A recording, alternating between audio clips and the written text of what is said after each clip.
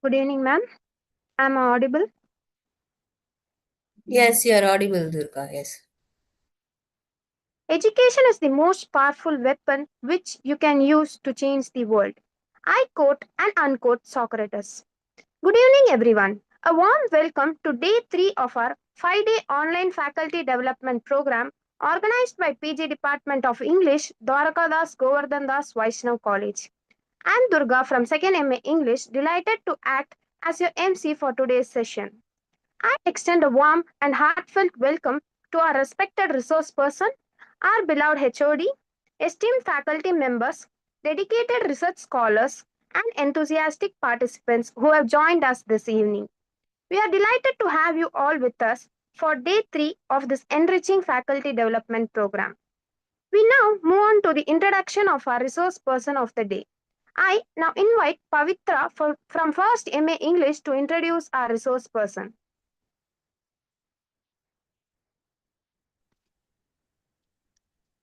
A pleasant good evening to one and all present here.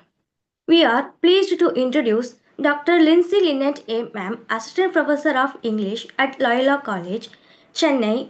Dr. Lindsay holds a PhD in English with a specialized in English language teaching, where her research focuses on ICT-based academic support for literary and diverse CSL learners. A distinguished scholar, she is a gold medalist in both her MA and MPhil programs, reflecting her consistent academic excellence. Dr. Lindsay has published widely in the areas of inclusive ESL practices, learning disabilities, and literary criticism. Her work demonstrates a strong commitment to enhancing accessibility and innovation in language education. Her academic interests span ELT pedagogy, inclusive education, ICT integrated language learning, and literary studies, making her contributions both interdisciplinary and impactful. We are honored to have with us, ma'am, and we look forward to your insights. Thank you, ma'am. Thank you, Pavitra, for the clear and well presented introduction. It is now my pleasure to welcome our distinguished speaker for the day, Dr. A. Lindsay Lynette, ma'am. Ma'am will be speaking on emerging trends in inclusive ELT approaches. Ma'am, the virtual stage is yours. Thank you, Durga, and thank you, Pavitra. Let me share my screen and begin my presentation.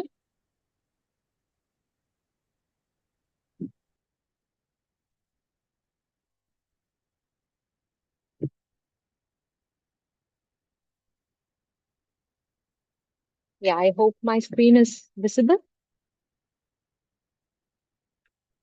Yeah? Yes, ma'am. It's visible, ma'am. Okay. Okay, on the onset, I'd like to thank the management of DG Vaishnava and the Department of English for having me here. And also, I want to extend my thanks to the department specifically for allowing me to choose this topic for today, which is emerging trends. Oh, sorry. It's not visible for me. I hope it's visible for you all. Yes, ma'am. We can view it. Okay, in that case, I'll just have my copy in hand and I'll go ahead. Okay. Okay, yeah. I'd like to thank the department specifically for allowing me to present in this particular topic, which is emerging trends in inclusive ELT approaches for neurodivergent learners in tertiary contexts. Now, this particular topic is no longer the need of the hour because we are long past several hours.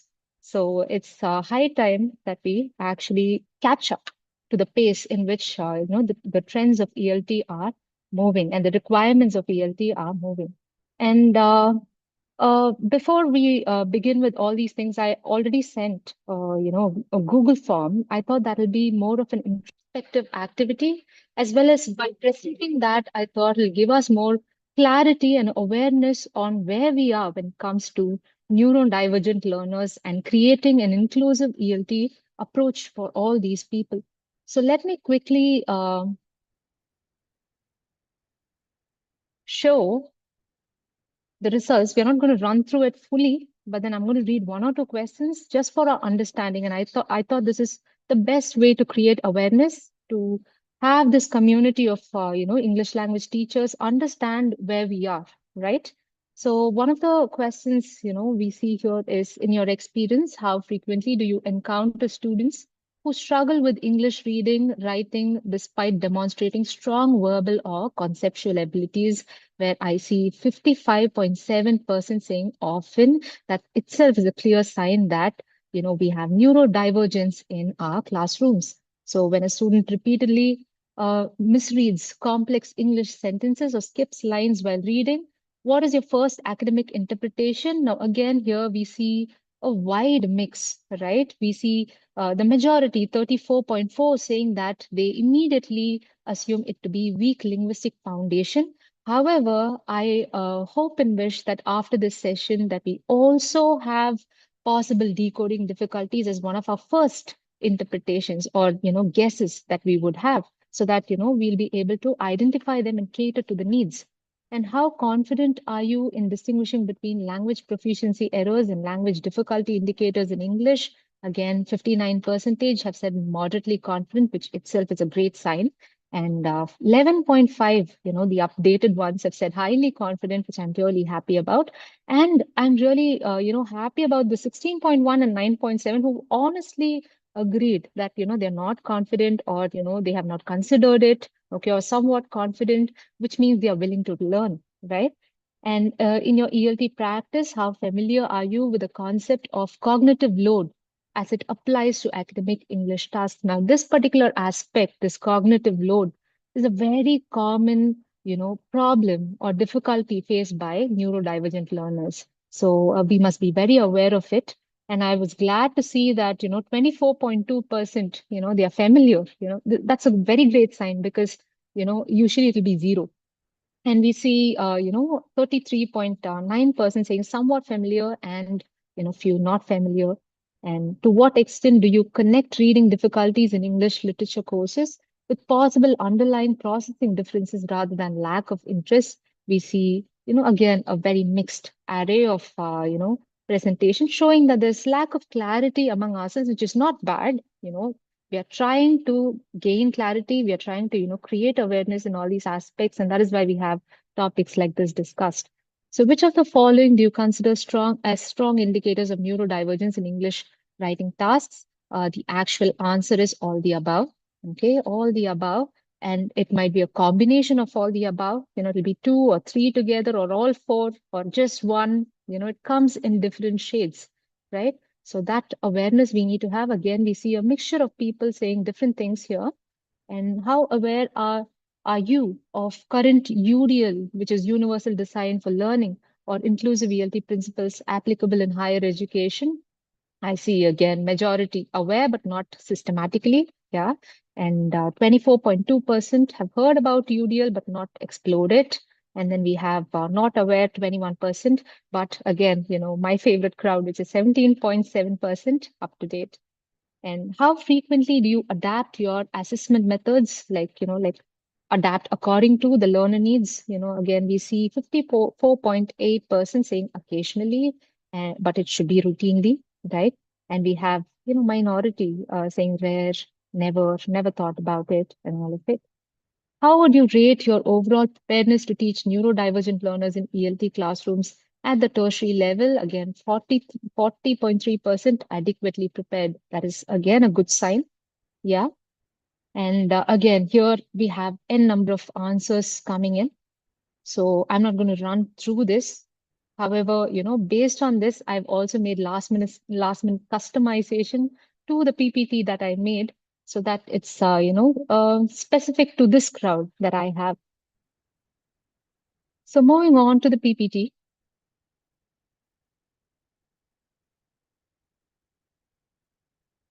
So let's first, contemplate on this question before we begin discussing inclusivity in ELT classrooms at tertiary level.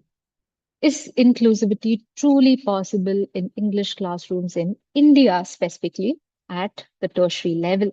Okay.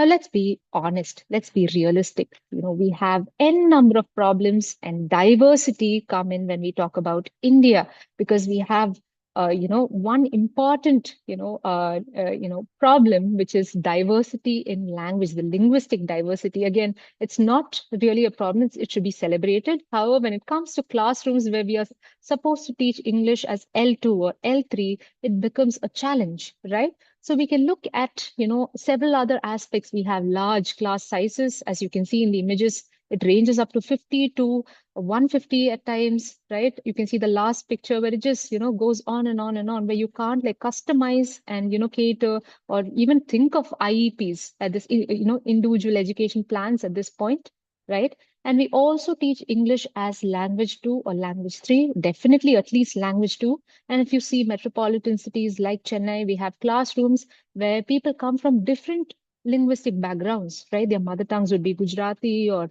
Hindi or Malayalam or Telugu or, Punjabi, multiple, right? And their regional language would be Tamil. I'm just taking one little example here. And English would be the third, right? And we have assessment rigidity, and that's something that has to be discussed separately altogether in a different forum. But then all that we do is just test with 3 hours of exam, like a written, handwritten exam. When we are technologically advancing, we have AI coming today. We still go with pen and paper with 3 hours. I'm not saying that it's bad. It should just be one component, where the other skills, at least for English, we should have like all the LSRW skills tested when we actually do assessment, right? And non-disclosure among ND learners. Now, this is something, very commonly seen in Indian classrooms, where parents and the students treat, neurodivergence as a taboo, right? They don't want to actually, tell that, they are dyslexic or dysgraphic or they have ADHD or they are mildly autistic. They don't want to show that, right? And that becomes difficult for the teachers to actually identify and cater to their needs, right? And we have limited support systems, like infrastructure, people, funding, etc. And we have, if you take one state, we have, different tiers, cities, okay, tiers of cities. And, we have different kinds of, students coming into all these classrooms. So it's extremely heterogeneous in nature. And it's very difficult to actually, like contemplate on inclusivity. Now, having discussed all these things, I wanted to again revisit the question, is inclusivity truly possible in English classrooms in India at the tertiary level? Now, again, I've only listed few problems. There are several other problems. If we list, it's an endless, non-exhaustible list, right? I bet everybody would agree on that. Now, whether the answer in your head is yes or no or maybe, it is a necessity. Okay, whether we like it or not, it has to be done. We've come to that point where we have to address it instead of decoding or identifying or seeing who has what or labeling some student. That is long gone. We have lost all that time. Okay, it has become a necessity to address everything. And we have NEP in 2020 mandating it, saying that equity, accessibility, and flexibility must be fundamental principles of higher education. This is not a slogan, or this is not like a suggestion or motto that NEP suggests. This is like a mandate. It has to be. Okay, it is a necessity today, right? And how do we do that? With all these problems that we have, with all kinds of students coming in, is inclusivity really possible? Now, something interesting that came across, when I was, reading, you can see that UNESCO in 2024, says that inclusion is the responsibility of pedagogy and not diagnosis, which means you don't have to, really go and decode who has what problem or who's labeled what. Okay, you can still alter the pedagogy in such a way that it caters to people with multiple ways of cognitive styles. All right, so if you work on the pedagogy, as in the science of teaching or the, like the philosophy of teaching, then this is definitely possible, is what UNESCO says. And we'll see with the approaching, emerging approaches, we'll see how that is possible in our regular classrooms, right? Now, to understand neurodiversity or neurodivergence, I have a small video, which is hardly a minute. I thought that, based on the inputs that I got in your forms, I feel that some people are not aware of it. And I think this is a basic requirement. So let me play it and let's watch. This is a human brain. Your brain influences how you experience the world, including how you think, learn, and what you do. Neurodiversity is the idea that neurological differences or differences based in the brain are natural or environmental variations of the human brain, and that these brain differences are to be respected, just like any other human variation. There are many ways that people's brains can be different. These differences can include autism, ADHD, as well as many other different types of brain or neurotypes.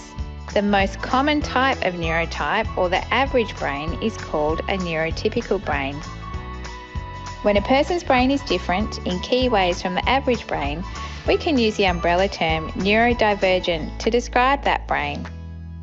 Whether you have a neurotypical brain or a neurodivergent brain, your brain and the way it functions is valuable.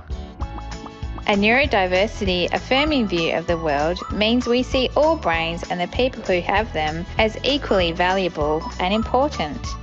But being equal doesn't mean we all have to be the same. Over time, we've learnt a lot about neurodiversity. Today, we embrace brain differences. We know that having a different kind of brain can mean someone has particular strengths. No matter who you are and what kind of brain you have, you might need support to do the things you want to do. There are lots of things like the places people go and the systems people live within that were built by neurotypical people.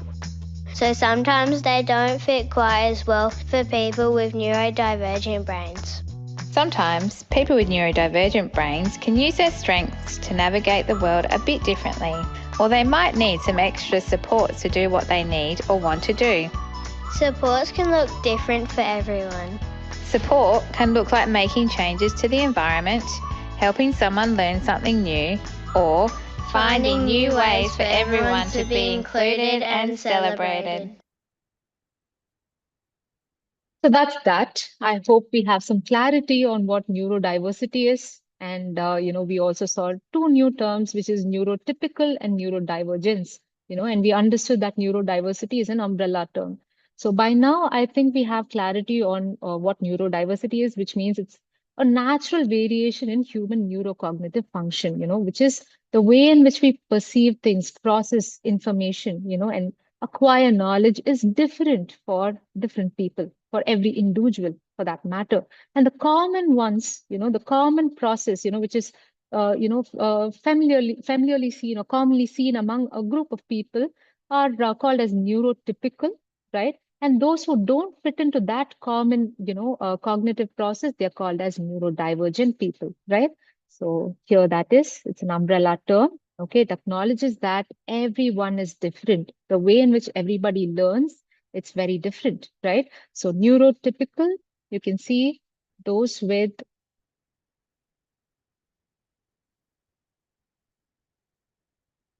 you can see that, those are people with cognitive style that is most common to society, right? And as you know, I think I forgot to mention it. Neurodiversity, like the neurodiversity paradigm, it came in because they wanted to break the stereotype, that there's no right way or best way of thinking. Everybody thinks in a different way, and accommodating that is what we need to do. Even though there's a group of people who think similarly, it doesn't mean that that is the only way of thinking, right? Then that's not the only way of learning as well. And that is why we have the neurodiversity movement, right? So, neurotypical people are the ones who have caused, similar or most commonly accepted cognitive style by the society. And those who don't fit into that common style, they'll be called as neurodivergent, right? So this is how it looks. It's a very vast umbrella term. And under neurodiversity, we have multiple, reasons or sources through which they are acquired. For example, you have developmental, which is, innate by birth, right? And acquired, it's acquired halfway through, probably by an accident or a brain injury. So TBI is traumatic based brain injury. Okay. And likewise, if they have some problem halfway through, and then, it's developed. And then mental health, PTSD, OCD, anxiety, depression, all these things can contribute to the way in which a person uh, understands or acquires knowledge. Okay, it alters the process. And physical health also, we have visually impaired and like a lot more. Yeah, But I'm going to not, talk about all these aspects. We are going to narrow it down and be the very pause specific, and particularly. we are going to like talk on uh, something called specific language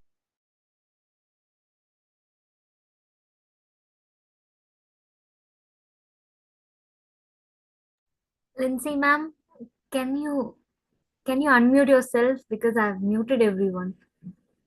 Sorry for that. In between, I heard a Okay. voice, so I muted. Sorry. Okay. No problem, ma'am. No problem. Yeah, fine. So we are going to focus only on specific language learning difficulties because if you're going to touch on neurodivergence, it will be, a lot for us since, we are focusing only on ELT. Now, I can, like probably talk on all these, terms, which are commonly used like dyslexia, dyscalculia, dyspraxia, aphasia, auditory processing disorder, visual processing disorder, all these things are labels, right? However, as ELT practitioners, we should focus on the problems. Okay, if we focus on the problems, we need not actually wait to identify somebody. We need not like, sit and decode whether they have dysgraphia or ADHD or autism or whatever it is. We can just like, try to address the problem with our pedagogy. So I've listed out 15 common problems. Again, you can see them. These are all, interlinked. So you can see a little bit of repetition here and there. So, we'll run through this real quick so that we have an understanding of, what to do when we come across such, challenges while evaluating our students. So first we see is phonological processing difficulties. Basically, they have difficulty with mapping sounds to letter. When they read something, the grapheme that is presented on the paper, printed on the paper, they find it difficult to link it with the sound that is associated with it. Okay, therefore they misread terms. They read really slow because they're taking a lot of time to, like do the coding. Now, from an ableist point of view, if you're able to like read real quick, if you're able to like decode the grapheme phoneme association real quick, you won't understand, you won't know, that it's a manual process. It's innate for the majority, and it's a manual process for them. They have to like really sit and decode, okay, this letter, this little syllable, I'm going to like attach it, and I'm going to combine it and then put it to the sound, okay, and link it to the sound, and then I'm going to read. So they might read a little slow. And you can also see them reading inaccurately, skipping lines, suddenly, they have this cognitive overload. They become really intense and pressurized, and then they might, like stop reading sometimes. Fine. So that's the first case, and you see that most commonly in dyslexia. The second one, you can see orthographic processing difficulties, which is nothing but difficulty in recognizing or storing spelling patterns. Okay, they have a problem with similar looking words, similar sounding words, homonyms, homophones, all these things they'll have problem with. So that again, you can see while writing, you can see them, confusing between similar sounding words. Then morphological awareness difficulties, you can see difficulty in understanding prefixes and suffixes. They don't know when S comes or ES comes, and, they find it very difficult. They'll be confused, and sometimes they'll write ES, they'll strike out E and then just put S, and you can see that struggle on their papers. And, yeah, they'll have trouble with decoding academic vocabulary and weak interfacing. Now we'll move on, and then we see syntactic processing difficulty, common in DLT, which is developmental language difficulty. We'll look at it a little later. Now here you see difficulty processing grammar structures. They struggle. Simple sentences they'll be able to write, but when you have compound or complex sentences, they might find it very difficult. And only when it comes to writing, you can see problems occurring. While talking, they'll be able to like really spin good complex sentences, but when it comes to writing, it becomes a slow process. Then semantic processing difficulty, again, difficulty understanding word meanings. Instantly they won't be able to connect it with the meaning. And sometimes, when they read, if tree is written on the paper, they might read it as forest or, woods, right? So they might, do the linking due to the pressure that they have while reading, and then they might go about, and that might, lead them to shallow comprehension as well. Then we see pragmatic language difficulties often seen in autism spectrum, disorder. You can see again these terms, disorder and disability, are no longer used. However, in the policies that we have, we they still use disability, right? And that is why you see me, interchanging. But as researchers, we only stick with neurodivergence. That's the right term today. So moving on, autism spectrum disorder, level 1 is very mild. You will not know. Okay. However, they will have problems in decoding non-literal meanings, emotions or underlying, metaphors or sarcasm or irony or symbolism. They might find it very difficult to decode, and that becomes a problem when they are literature students, right? And discourse organizing difficulties, they'll have amazing ideas, fantastic new original ideas, but they'll be struggling to put them in order, to sequence them and structure these ideas and write proper paragraphs. Coherence and cohesion will be missing, and abrupt transitions. You can see suddenly they'll be writing a point and then suddenly they would have skipped to something else. And the points will be valid, they'll be really good. But when we, look at the structure, it'll be problematic. Then working memory related language difficulties commonly seen in ADHD, dyslexia, and DLD. Here they have limited capacity for holding verbal information. They keep forgetting instructions and they lose track while writing. They'll have new points in their head, but then when they write, they'll miss out on all those things. And most often, they are termed as people who don't care, who don't know to follow instructions. They don't, respect, right? Whereas they have, problems with working memory related language difficulties. And processing speed difficulties, again, slow processing of linguistic input. When the pace is really fast, some people find it very difficult to process it because, again, as I said, for the majority, it's innate. It happens as is, right? But for people, with a different way of cognitive style, it is a manual process. They have to like split those words and, take it to the brain and, decode it there and then try and make meaning out of it. So they have, slow reading, slow listening, writing difficulties, while they have timed exam and all of it. And also when we do lectures, right? When our pace is really fast, they find it very difficult to process. So I basically in my class, if I don't have any, like creative image, or if the text doesn't, like associate with a proper image, I even flash words, just words, simple words on a plain backdrop so that, those who have processing speed difficulties can actually look at the visuals there, the main points and try and, comprehend as much as they can. And listening comprehension difficulties, you can see difficulty processing spoken English in real time. Yeah, misunderstanding lectures. Again, as I said earlier, these will be interconnected and interlinked, right? And difficulty in taking notes. Immediately they can't take notes and they can't synthesize ideas together and put their ideas also while taking down notes. They'll only be taking down hints from whatever is being said. And expressive language difficulties, again, here, difficulty expressing ideas clearly. They can't articulate in verbal format. All right. So that again, they will have excellent ideas, but to articulate that abstract thought into verbal format, that will be a difficulty. And receptive language difficulties, DLD profile. Again, you can see difficulty understanding language input, struggles with theoretical text and figurative meaning. All right, when it gets really intense, when we have dense theoretical text, for example, literary criticism, they will find difficulty. And poetry with, strong symbolisms, they'll find, really difficult, and it becomes a problem for them.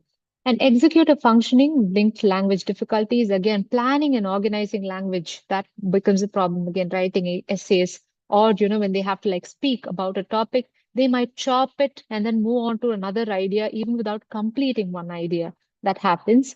And the last one, literacy fatigue or cognitive overload, rarely acknowledged, but very, very common, more common than we can imagine.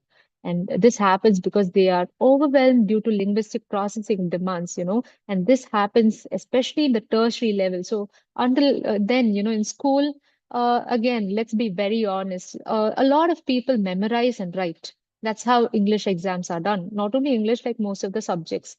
right, until school level. But when they come to college, when they are asked to write an essay on their own, when they don't have guides, especially for English, it becomes a problem, for them to actually process what they have and then to read, multiple texts which are dense with ideas and concepts. That creates, an overwhelming sensation in them, and they have fatigue and they give up halfway through, they lose focus, and all these things happen.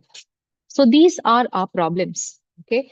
So this is something that we have in hand that we are aware of. Now, how are we going to deal with it is the next half of the session.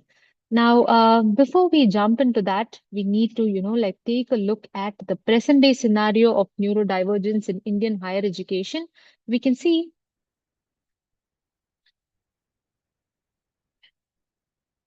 Yeah. All India Survey on Higher Education, AISHE, in 2023 estimates that 10 to 12% display specific learning disabilities. Again, I've added difficulties there. SLD disability is what they call, like patterns affecting students during English tasks. Now, you might wonder, when we have huge number of people, why focus on this 10 to 12%? This is a common question that is asked. Why focus on that 10 to 12%? That is what inclusivity is all about. Focusing on that 10 to 12% that actually require more help, right? Because our, like the general pedagogy that we use is catering to the neurotypical people, right? The neurodivergence is this 10 to 12%. And only if we address, this 10 to 12%, we'll be able to attain inclusivity. And US National Institute of Health, NIH, again in 2024 says that over 85% of neurodivergent Indian university students remain undiagnosed. They are not aware. They're not aware at all. They think, this leads them to have this very low self-esteem that they're not capable of, coping with the demands of higher education. It's just a different pedagogy that would immediately spring them to life and make them, really, vibrant in the classrooms. And NIMHANS 2023, Bangalore, reports that rising case of mild dyslexia, ADHD, inattentive type, autism spectrum disorder level 1, which is the mild level, and DND in tertiary level classrooms, it's slowly rising. In my opinion, I think awareness contributes to it. We are aware now, and that is why we are able to identify this. And the Maharashtra Dyslexic Association, MDA, states that dyslexia does not appear after school. It merely becomes more uh, actually visible. There's an error there. I'll edit it. Okay, it becomes more visible, right? So that is what is happening, So until school, as I said, it'll be memorizing. It's structured, it's planned out for them. They know what to write in the exam. But when it comes to college, it becomes more liberal. They, individual expression is more focused, especially in English literature classrooms, right? So it becomes more evident, and then they become, suddenly, underconfident. They become a little worried, seeing them not being able to cope up with. Okay. So these are the reasons, because at the tertiary level, we have dense theoretical readings happening, and we have global literature flooding all of a sudden, right?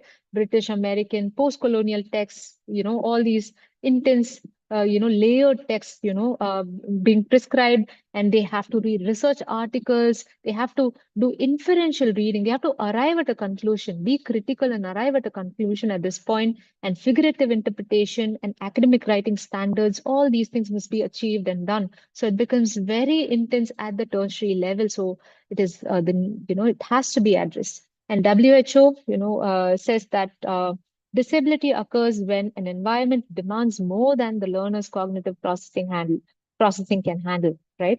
So with all this being said, I am going to show you some samples, right? And this might be an awareness, so that, when you come across papers, you can, no longer, term a person as, slow learner or poor learner, which were the terms which are used in the form that I shared, and rather see that, how can you cater to the need of this particular student. Now, I've taken, permission, and, I've taken like proper, all these samples are authenticated by the people, and only after that it's being presented here.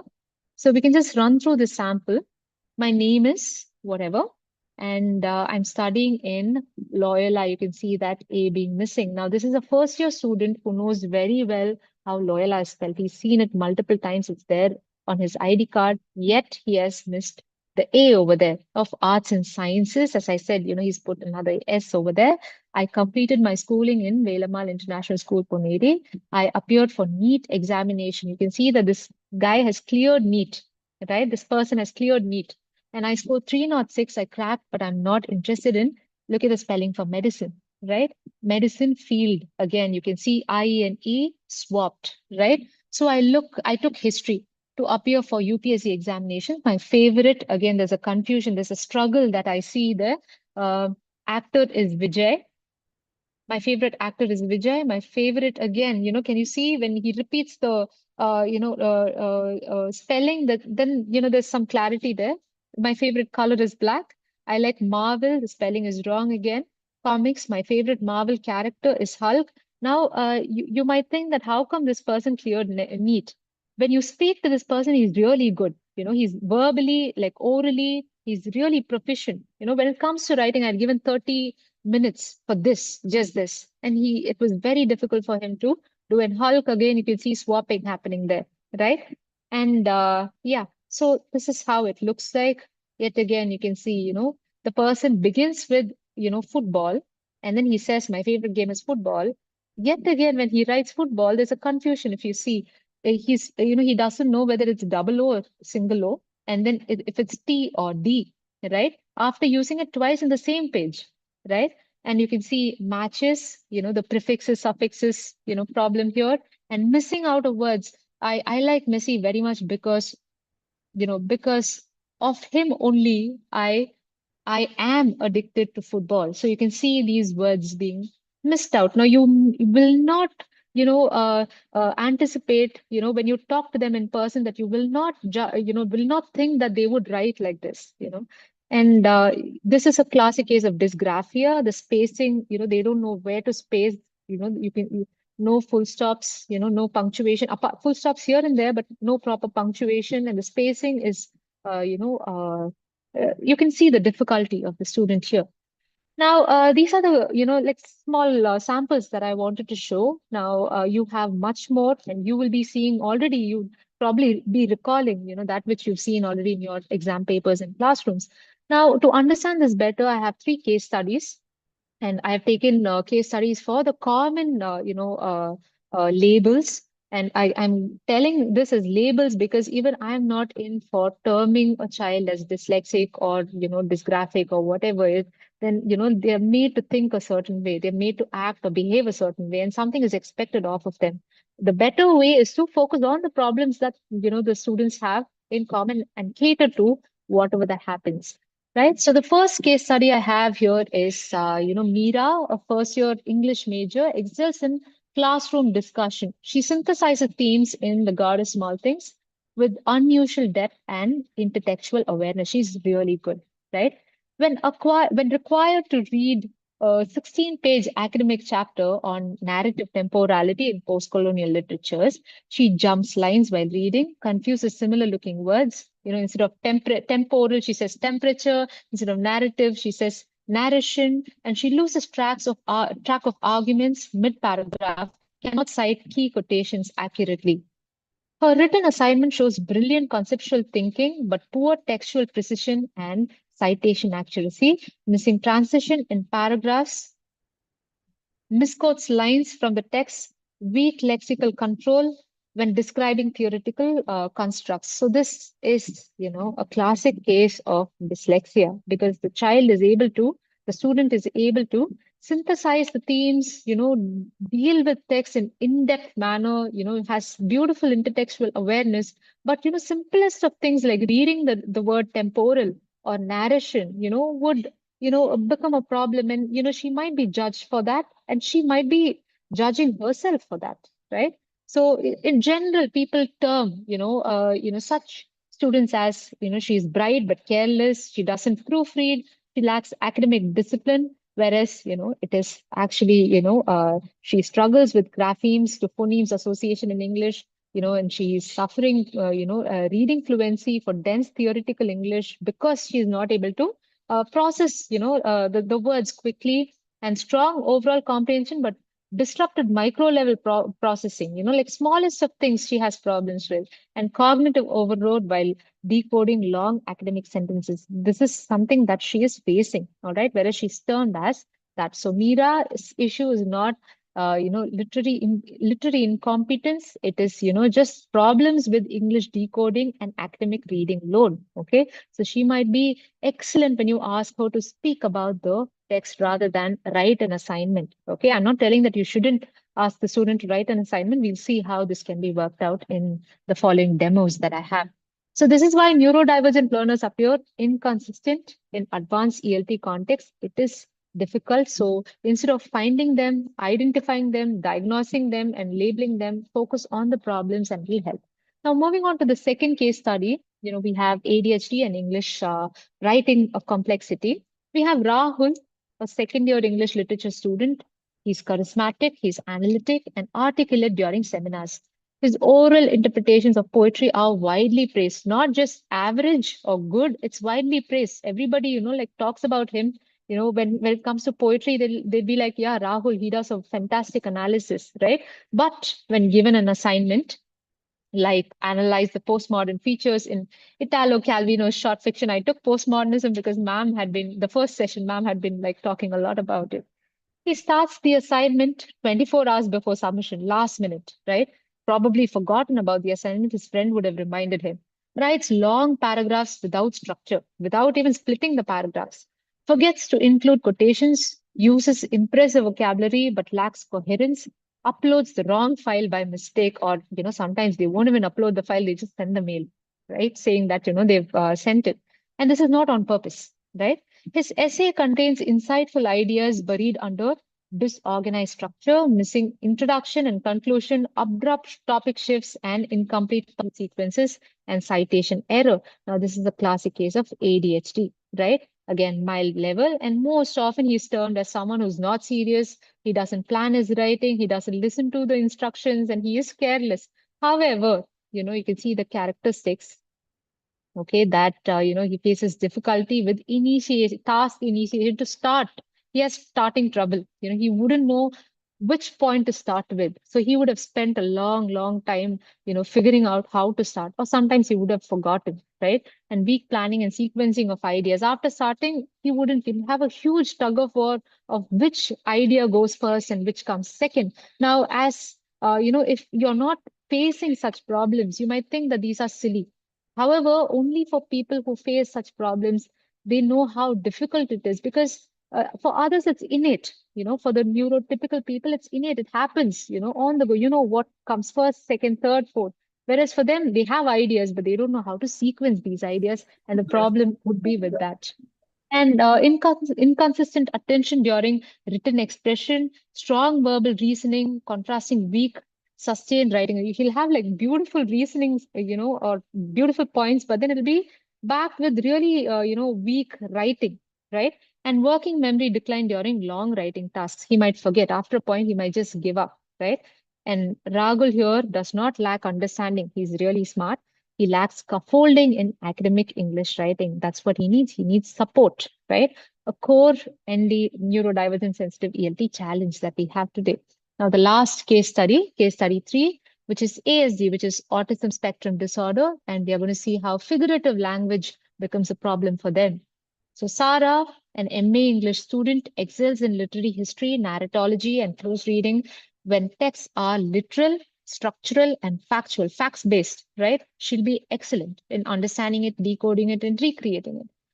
Now, during a seminar on Sylvia Plath, she interprets metaphors literally. She'll be like, the moon is not a lamp. So why say that? She'd be sarcastic about that, right? She wouldn't understand the underlying, subtext, the emotional subtext, and she'll miss it completely. She'll struggle analyzing irony and symbolism, becomes distressed when classmates jump between lines. And she is the one who would ask for, ma'am, give me the exact definition for tone or mood or voice or metaphor or simile and all of it, right? And her seminar, because she is not able to like feel that on, a piece of literature. Her seminar papers show precise historical context, brilliant structural analysis, but weak figurative interpretation, difficulty in integrating abstract themes, themes which are not tangible or not visible on a piece of paper. Now, rigid writing patterns, you can see it should be like firstly, secondly, thirdly, and that's how it'll be. For creative writing, she might struggle. So people would term her as, she's argumentative.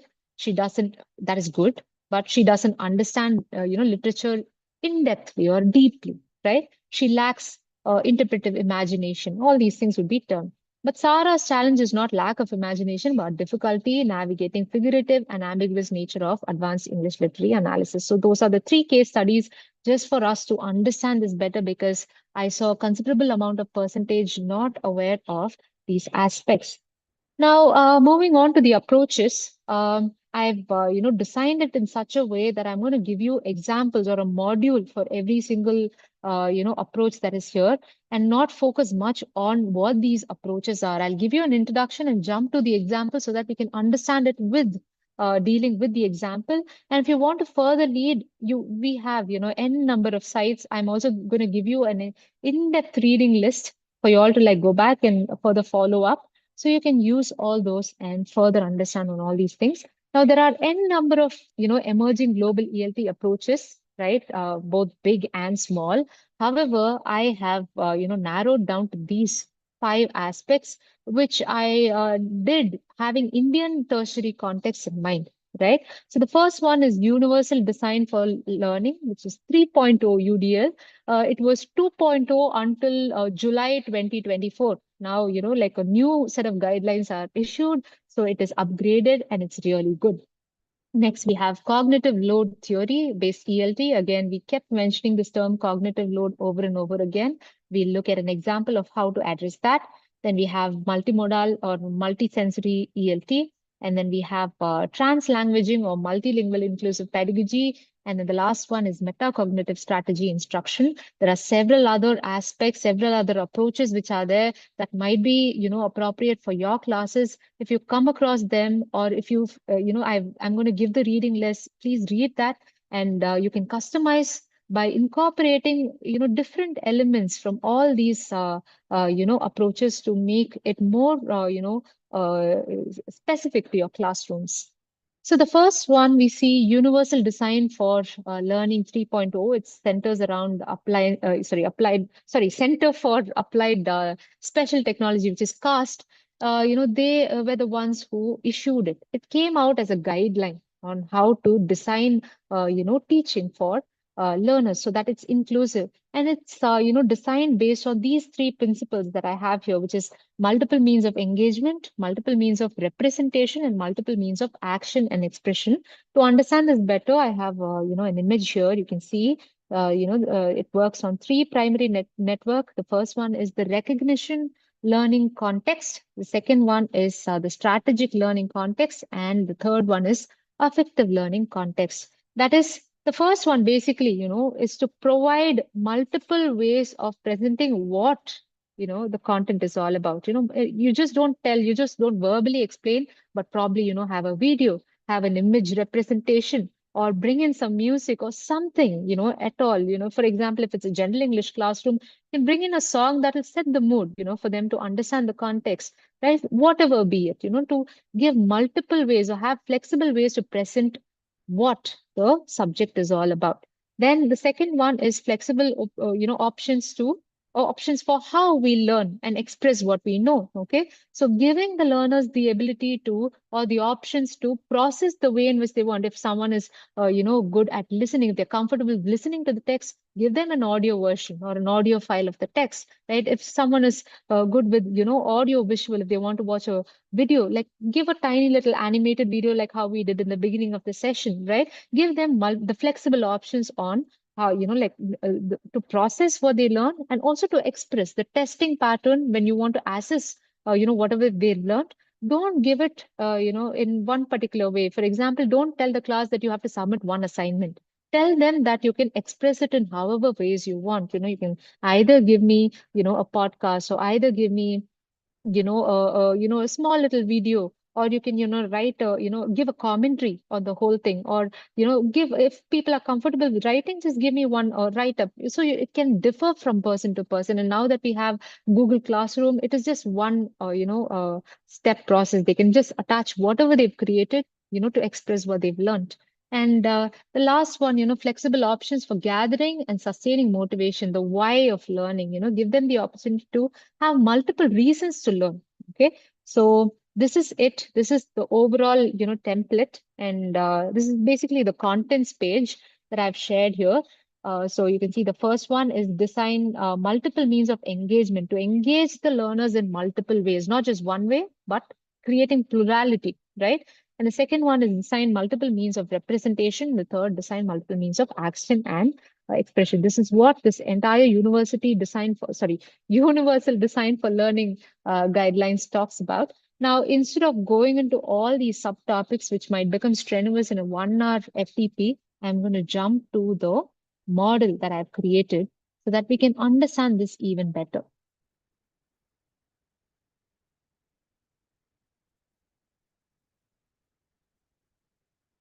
Yeah.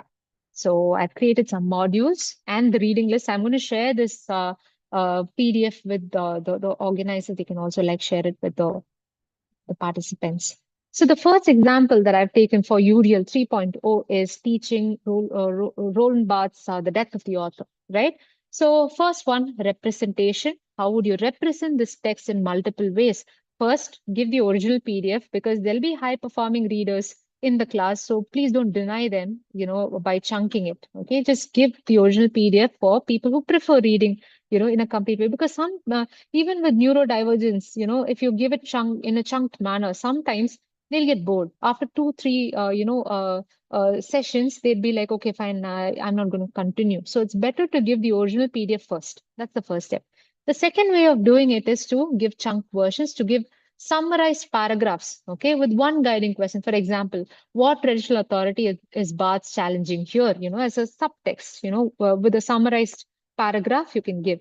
And the third one is audio recording of the whole text, okay, because some would be finding it difficult to read such, really dense text. So giving an audio recording, and today it's easy. We have text to speech, right? And it's available free for everybody, right? And if people are not able to do that, you can also have audio sample attached, right? And another way is to give an animated video, where, Bart's ideas can be explained. And the third one, sorry, the last one is a color-coded excerpt. You can have, different color of highlighters. I know it's a strenuous process, but if we have to attain inclusivity, this is the only way, right? Putting in effort, right? So you can see you can, give one color for, the claims that Barthes is proposing, one color for examples. Key terms can be in one color so that, they can retain those key terms for exam, and conceptual shifts can be highlighted. All right. So this is how you represent in multiple ways in an English classroom. Now, moving on to engagement, give them the flexibility.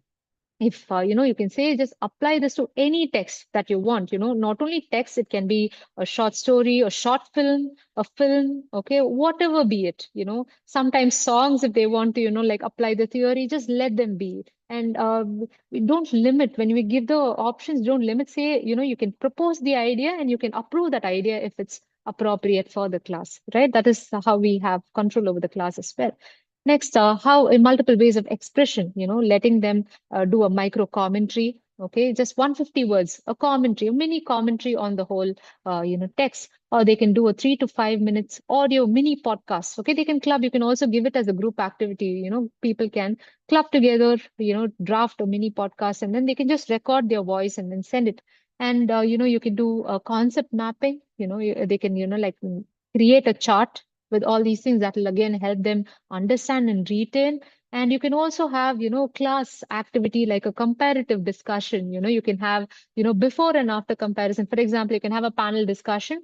You can split the class into 2 panels. One panel will talk about interpretation with the author's biography, and then the second, without author's biography. They can take any text and or a film or anything, and then, decode. For example, today, when you take Bison without the author's biography and with the author's biography, you can see, the difference. And that'll be exciting for them. They can bring in all the, ideas that they've read in The Death of the Author here, and then they'd be able to understand it better. Now, moving on to the next, I think we're running out of time. How I'll make sure that, we do it quick. There's a tiny little video again. I thought, if I keep talking, it'll be strenuous. So This is on cognitive load theory. Imagine that you're a student. It's Friday and school is out in just a few short hours. The weather is perfect and you can't wait to get outside. Oh no, did you just lose your pencil? Nope, found it. Your teacher is writing something you've never seen before on the smartboard. Is this a new lesson? You're not sure what those little numbers mean, and you're already a bit distracted, so by the time class ends, you feel a little fuzzy. Your brain has had a lot to process, and although you don't realize it, your working memory is at capacity. Prominent educational psychologist Dr. John Sweller helped demonstrate that working memory, the cognitive powerhouse dedicated to rapid perceptual and linguistic processing, has a limited capacity. After initial processing, all incoming information is either discarded or begins its journey to long-term memory. The cognitive load theory that emerged from Sweller's research provides us with insight into how we can improve learning outcomes. To understand how this applies in the classroom, let's break it down. As you were sitting in class, your working memory was bombarded by this new information, along with millions of bits of distracting stimuli taken in through your senses. It can be very easy for working memory to be overwhelmed, but your brain has a clever strategy to address this. It sorts new information into schemas or categories based on what you already know. When incoming data doesn't fit nicely into pre-existing schemas, your brain quickly adapts those schemas or develops new ones. According to cognitive load theory, this process is both active and fluid and can be enhanced with the right supports. So what if we could start over and strategically introduce exponents in a way that would create vital connections with other more established schemas, like your strong foundational knowledge of multiplication and addition? We could then pair those connections with proven methodology, such as strategic practice and scaffolded feedback, to transform a challenging task from a potential source of frustration into a powerful aha moment that will be remembered. So I'm cutting that short. So basically here the role of the facilitator is to create schemas, okay, a known quotient in the head. Let's look at the model here real quick. Can I have the organizers online, please, just for a second? Can I take the questions later, like probably as it can be sent to my mail, because I'd like to cover this. Is it okay? Yes, ma'am, that's fine, ma'am. Thank you so much. Okay, so moving on to this CLT in ELT, I've taken the example of Virginia Woolf's Room of One's Own. How would you teach this? It has high intrinsic load. It's a little dense and intense because of long sentences and all the listed, areas that you have. What you can possibly do to reduce is to split it into short paragraphs. You can break the long paragraphs into short segments. Now, we are not going to do the entire text in the classroom. If you do that, inclusivity, I don't know, that would become extremely difficult. All you can do is scaffold them, facilitate them so that they can apply what they've learned, do the metacognition, train them to teach themselves. That's what we can do at the tertiary level. Now you can break long paragraphs into 3 to 4 short segments and then provide clean formatting, wide spacing. I'll show you the difference. Just for example, look at this particular section, okay? It's dense. It doesn't have proper spacing. I mean, it doesn't have enough spacing. It's good, but it doesn't have enough spacing. Whereas, look at this particular page. Can you see the spacing?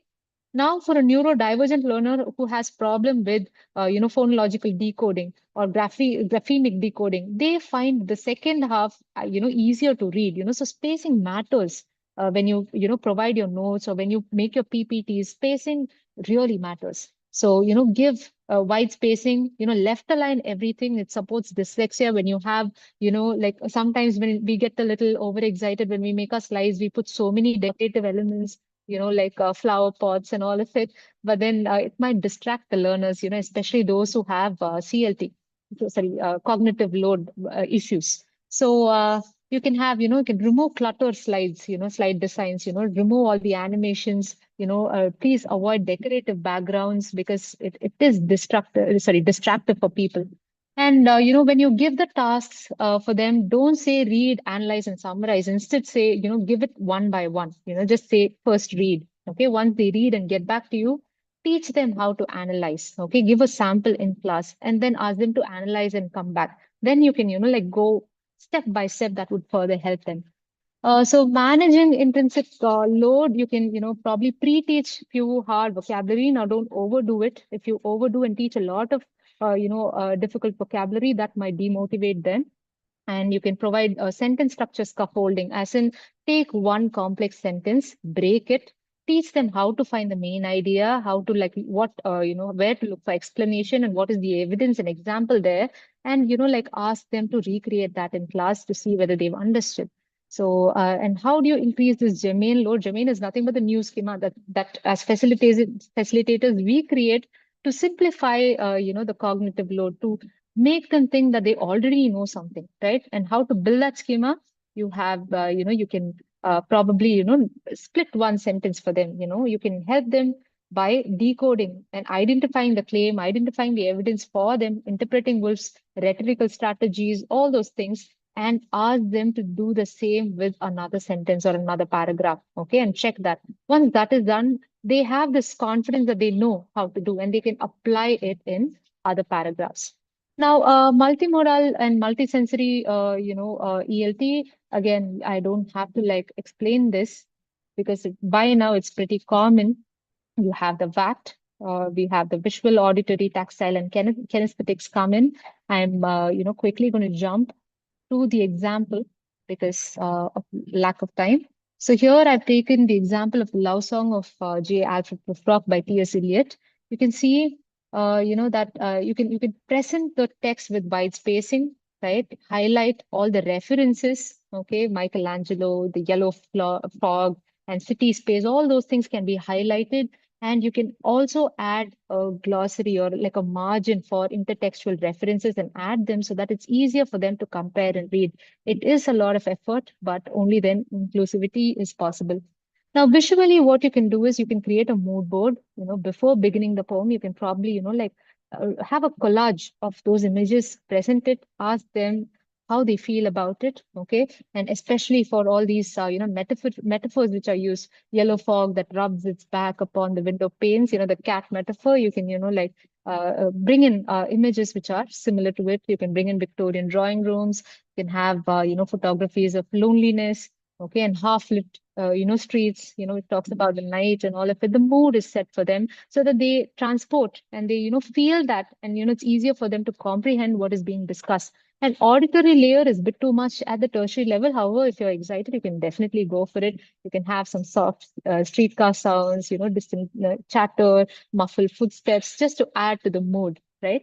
And translanguaging, again, it's very effective when it comes to Indian context because using different languages or multiple languages while speaking or while teaching or learning adds to the cognition and adds to the comprehension, better comprehension of the learners. Now, please don't mistake this to the bilingual method. That's different. Here, students are allowed to actually, use, like multiple languages at the same time because the idea or the agenda is comprehension, how they understand rather than which language they use. Right. For example, I've taken Shall I Compare Thee to a Summer's Day, sonnet, 18 by Shakespeare. It gets really interesting because, if you ask them to translate this to Tamil, they'd probably, like say, I mean, if it's properly done, it's different. For example, you can say, ஒப்பிடவா உன்னை கோடை காலத்து நாளுக்கு இணையாக or something of that kind. But our students wouldn't do that. Probably he would say, உன்னை பார்த்தா, மே மாசத்து உச்சி வெயில் தான் ஞாபகம் வருது. Because in Chennai, summer is very, very different, right? So when you start with, like bringing the cultural context, or the language and the place where we are in, it kind of, triggers some kind of an attention. They can connect and then understand the cultural and the geographical situation of, where this poem was written and how, summer means different there. We can also have, like a chart created where you can write, the metaphors, and then they can give in, for example, you can just write Summer's Day and ask them to give words that are relevant to it. They can write both in Tamil and English, as you can see here, I've listed some out, like whatever they feel, and then that will set the mood for them. And metacognitive strategy, very, very important at the tertiary level. It has three, stages, which is before, during, and after. The first one is planning, then monitoring and evaluating. At the planning stage, a goal is set. Like what am I going to, learn out of this, 1 hour? Okay, the student is going to set, goals, and and what the student is expecting. All that will be initially drafted. And the monitoring bit, while reading, teach the student to, like monitor, how he or she learns. For example, I've given, say you're teaching this, you're applying this in a general English classroom. Say the statement is something of this kind: online learning courses offer flexibility, but it also demands strong self-discipline. Okay. So if it goes on like that, every 30 seconds or, like a minute, the student is stopped. And then you have questions like, is your strategy working? Like the goal that you had initially, are you achieving it? Are you noticing how you're processing, different words? And the student might say, I understood the word flexibility based on the context. Okay, now context la veche இதுதான் meaning ன்னு நினைக்கிறேன். So he would have written it down and he'll go and cross check, right? And he might say, I'm stuck at self-discipline. I don't know what it means. I don't know. I'm guessing whether I should move on, or, I should go and check the dictionary, or, Google search it. Or, I lost focus. I'm planning to reread the line. So that is, kind of, introspection that the kid has while doing so. And evaluating, and you see, like the student is asked to write, two reflective lines on, the experience. First one being what worked, guessing meaning before checking the dictionary help. Probably that would be something that you would have, it would have worked for a particular person. Then highlighting keywords kept me focused. So these are two reflective lines that you could possibly write. And the last one would be, what will I change next time? Okay, so I will read slow, when it comes to abstract words, or I will just like read completely and then go back to checking, whether, it's right or wrong, whatever be it, it'll be a personal account. So this is how it is. And with that, I end. Sorry for taking additional time. And this is the reading list that I've created. Now, this is not going to be like the regular reading list of books. I have to highlight this before I leave, because when it comes to neurodivergence, books become easily outdated, because by the time they go through all the process of, approval, editing, and then being published, we are in the technological era, and then we have AI today, right? So by the time it reaches your hand, you will have like outdated methodologies, or ideas being shared. So I would suggest all the participants here who are interested and who are motivated to create an inclusive classrooms to go for these organizations and follow up on whatever they publish. I've also like mentioned, under every organization, you can see whatever ICF publishes, you have to like focus on. Okay, so under UNESCO inclusivity and higher education frameworks, that will be published separately. So you can look for that. So you have UNICEF, you have British Dyslexic Association, we have Madras Dyslexic Association. Now in Madras, you can do this. In Maharashtra, we have, and for every part, we have, their own dyslexic association. You can, and these dyslexic associations, they don't only focus on dyslexia, but they also give tips on, how to deal with inclusive classrooms and neurodivergence in general. And, CAS, we saw NIMHANS, all these aspects. And journals, please follow up on journals, because that is, and these organizations also, they don't simply publish. These are all like verified, tested, organizations, and journals, and common ones, which we all know. Journals, I've listed some. Now, this is not it. There's a lot more. However, I've narrowed it down for people who want to be introduced, right? And also listen to podcasts, because sometimes, when it comes to neurodiversity, we need experiences. We need experiences shared. Okay, so for example, you see this perspectives on neurodiversity by C.S.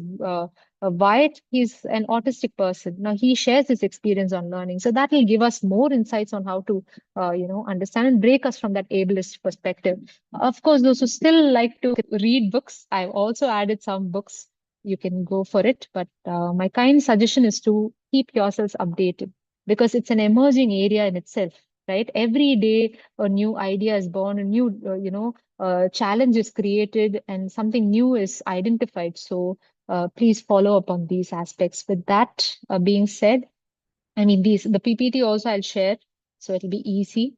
And I did not touch upon AI assisted ELT because I saw the brochure. There's one entire session dedicated for AI assisted ELT, which will, I'm pretty sure will cover, inclusivity as well. As you can see, the last quote, UNESCO 2024 notes that AI has the potential to be the greatest accessibility tool in higher education if used ethically and pedagogically. Plethora of possibilities when it comes to AI as an aiding or an assisting tool.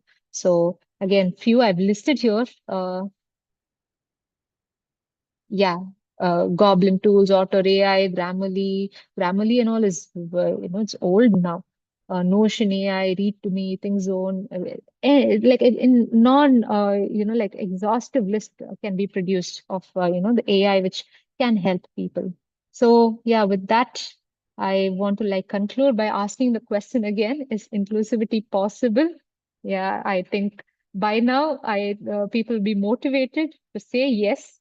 And again, I want to reiterate that the question is not about capacity, but it's all about our commitment. Are we ready to put in that effort to bring about inclusivity? If we do so, I think inclusivity is definitely possible. It's already happening, right? And I would like to end with a quote from British Dyslexic Association, which says, when we change the environment, we change the outcome. So let's change our environment, let's change our pedagogy, let's change our perspective, and we will see, or we'll definitely see a change in the outcome. So thank you so much for your time. I hope you all have gained something out of this session. Thank you, ma'am, for enriching and thought-provoking presentation. So, as we conclude today's session, I request all participants to kindly fill the feedback form shared in the chat box, and the participants who have joined us through YouTube, please fill the feedback form attached in the comment section.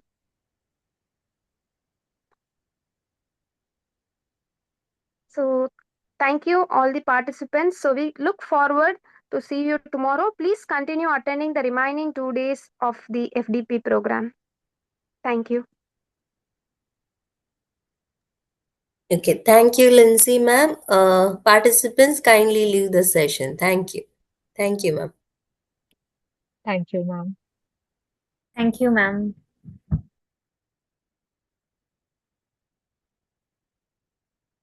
Excellent session, ma'am. Thank you so much. Thank you, sir. And I'm also reading the chat, which is to see possible kind of excites me. Thank you.